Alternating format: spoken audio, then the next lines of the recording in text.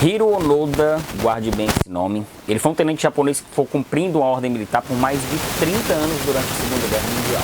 É isso mesmo, a guerra durou 6 anos, de 1939 a 1945, e Onoda recebeu uma ordem em 1944 e só foi descobrir que ele não precisava mais cumprir essa ordem em 74. E ele ficou 30 anos escondido numa ilha chamada Lubang, que fica no oeste das Filipinas. E quem traz a história desse homem é o cineasta e escritor alemão Werner Herzog, nesse livro aqui, O Crepúsculo do Mundo. 30 anos, meus amigos e minhas amigas, 30 anos. O cara ficou 30 anos sem notícias que a guerra tinha acabado e ele continuava incólume, cumprindo uma ordem que há muito já tinha caducado. E aí você talvez conheça os filmes do Herzog e deve estar se perguntando onde é que ele entra nessa história afinal. Mas antes da gente falar desse livro, deixa eu pedir um negocinho a vocês. Vocês já sabem, né? Você já se inscreveu no Seleção Literária? Se inscreve, isso é muito importante pra gente aquecer o algoritmo aqui no YouTube e consequentemente o canal aparece para mais e mais pessoas. É rapidinho, não demora 5 segundos clicando no botão aqui embaixo. E se você for um super entusiasta do nosso trabalho, você pode contribuir financeiramente para a manutenção do nosso canal. De duas formas, fazendo um Pix para a nossa conta, que é o nosso e-mail, ou com esse QR Code que está aparecendo na tela, ou usando o botão de valeu demais aqui embaixo, que é tipo uma gorjeta, que de qualquer valor que você dá diretamente para esse vídeo. E eu agradeço desde já todo o apoio de vocês. Bem, o Werner Herzog encontra cada história pelos confins do mundo e tem um jeito muito particular de contar cada uma dessas histórias, seja em filmes ou nos seus livros. Dessa vez ele está em Tóquio, em 1997, dirigindo uma peça de teatro e, muito curioso e perspicaz que é, faz um pedido de conhecer pessoalmente o tenente japonês Hiro Onoda. Isso depois de se negar a conhecer o próprio imperador do país. É assim que começa a história do Herzog, com essa história inusitada do Onoda. Ele aqui não faz uma biografia, ele não faz uma reportagem, ele não faz um perfil biográfico ou um livro de entrevistas com memórias do militar. Ele sequer narra como foram os encontros entre eles ou os bastidores que ele teve com Onoda. Nada disso. Ele só narra de forma muito breve alguns episódios-chave que o Onoda e mais 3 militares passaram nesses 30 anos. Ele mescla uma história extremamente inusitada, de um homem absolutamente audaz, inteligente, mas que também colocou a guerra e o rigor militar acima da sua própria vida. E ignorou todo mundo por acreditar justamente nessa missão. E a missão era justamente proteger a ilha de Lubang das tropas americanas e esperar a chegada do exército do imperador japonês. Ele recebeu essa ordem em dezembro de 1944. É surpreendente que durante todo esse tempo ele teve uma visão bastante clara dos objetivos que ele tinha que cumprir.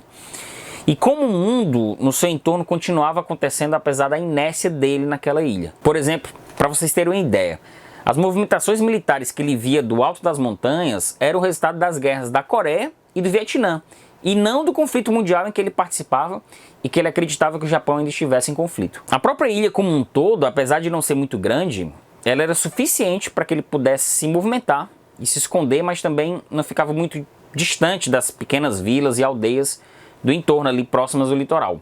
Ele inclusive invadia algumas propriedades para pegar mantimentos e itens de sobrevivência, ou seja, ele coexistiu com pessoas dessas aldeias, todas elas sabiam da existência desse sujeito que viveu na floresta ali com eles na região. E isso vai transformando ele pouco a pouco, na medida que os anos vão passando, numa espécie de lenda, uma figura que demonstra características de heroísmo e também de preocupação. O Japão sabia que ele estava lá, o exército filipino sabia que ele estava lá, o exército americano também. Os moradores locais, como falei, também sabiam que ele estava lá. Inclusive, diversas tentativas de comunicação foram feitas para explicar a ele que a guerra já tinha acabado. Mas ele se mantinha impávido, hostil e cioso de suas responsabilidades. Aviões jogando panfletos, jornais da época deixados na floresta, alto-falantes direcionados para dentro da selva, tudo isso eram formas de tentar comunicar o obsessivo militar japonês. Porém, todas essas mensagens eram frustradas diante da convicção de Onoda em achar que aquilo não passava de uma estratégia militar do inimigo para prendê-lo. E o Herzog, como eu falei, ele vai mesclando muito bem esse episódio com a ideia metafórica de um mundo pré e pós Segunda Guerra Mundial. E o Onoda sendo uma espécie de homem do tempo, um homem que precisa se camuflar na selva para cumprir sua missão. Primeiro, de sobreviver, e segundo, de entregar a ilha em segurança aos seus superiores. Porém, a objetividade e a necessidade de tornar o heroísmo de Onoda bastante explícito deixam os detalhes do próprio romance algumas vezes muito vagos. Ele pinta o texto com técnicas de romance, para contar uma história real, mas dá para perceber que a ideia crepuscular que ele vislumbra nem sempre é alcançado em plenitude. Ora, em determinados trechos ele se enche de poesia para falar de um homem camuflado na selva, isolado do mundo e estoico, e no parágrafo seguinte ele entrega novas informações, como a morte dos companheiros da pequena tropa ali do Onoda, em apenas 2 linhas, quase que de forma banal. Quase como se ele dissesse, não, nessa parte aqui do livro eu não quero enfeitar não, e essa vida aqui pouco me importa. Para mim fica muito complicado em não relacionar essa obsessão militar do Onoda com as próprias obsessões artísticas do Herzog. Seja ele dirigindo um filme ou escrevendo os seus livros, né? ou fazendo os dois. É sempre bom lembrar, por exemplo, a grande epopeia dentro da selva peruana do Herzog para filmar o Fitzcarraldo, né? Depois levando toda essa aventura para dentro da literatura com o livro Conquista do Inútil. Esse tipo de obsessão, de ideia fixa, seja na arte ou no rigor militar, é a grande metáfora do homem no mundo, né? De querer fazer a coisa do seu jeito. De quanto estamos dispostos a nos entregar e largar o mundo para cumprir e obter resultados sobre essa ideia fixa. O mundo está lá fora, ó, voando e você martelando incansavelmente, obcecado na sua ideia. Você não quer ouvir, não quer enxergar ou ver o mundo ao seu redor. Esse tipo de negação a gente pode fazer através de alguns exemplos no nosso dia a dia.